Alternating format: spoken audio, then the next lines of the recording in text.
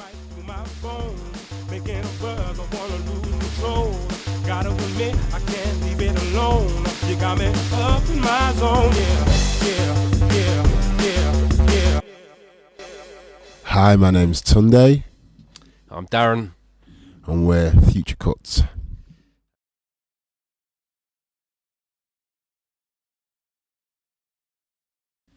So basically, when we get the cuts to the remix, we always liked the original track and where it came from. We've always been friends of Marky's and really like what he's done and the vibe he had. So we just wanted to keep it roughly the same, just add our little touch to it.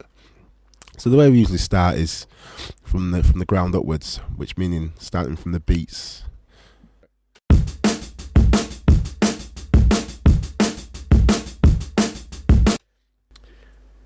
So that's the beat. The way we do this is we do it by writing the parts in MIDI. We've got a drum beat in the sampler in Logic, which is the EXS24. We've got it chopped up. So we go in, create a MIDI part, and we just draw the beat in.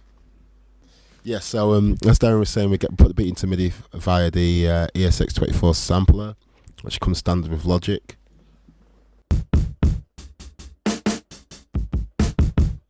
So you get the kick, snare, hat, and then just program in. So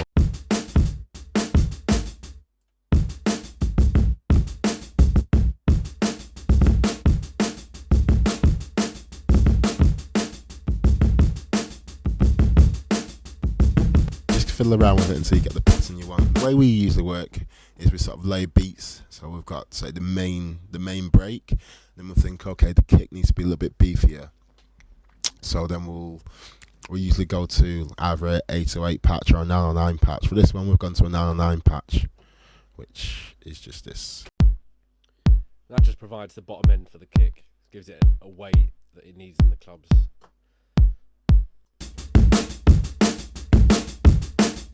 Now, also we like our snares. We like that snare, but we like the snares to sort of just to have different flavors with the snares. Whether you're coming in for the sort of 32 bars and you just want to change the vibe of a little bit, so you might use a heavier snare or even a lighter snare. So for this one, I've got a bit of a sort of a, let's say heavier. I'd say it just cracks more, and you'll know what I mean in a minute.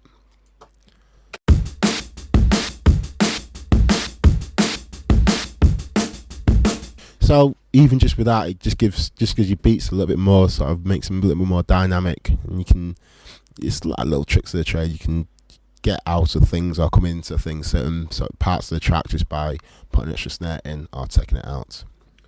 So at that point, that sampler, we've got our beat in here, and it's all chopped up there as an instrument. Really, the only thing we need to do, or we tend to do here, is use the fat button here, which is kind of like a drive thing. It doesn't really have a specific description, but it basically makes your beat sound fatter, and simple though it sounds, it really does work. So we tend to really push that up, give it quite a lot of weight, and we'll also adjust the envelopes down here to just to tighten up the beats a bit. ADSR to kill. You can get rid of some of the sort of looseness, some of the room feel to the beats. I think in drum and bass particularly, beats tend to be a lot tighter. Funnily enough, another good plugin what sort of does almost the same thing would be the enveloper, which we also again use quite a bit on beats and stuff, just to tighten them up. I suppose if you're working with audio a little bit more, so you haven't got the control of the envelope and each individual hit, this is a great way of doing it. So I'll play you some here with the enveloper on.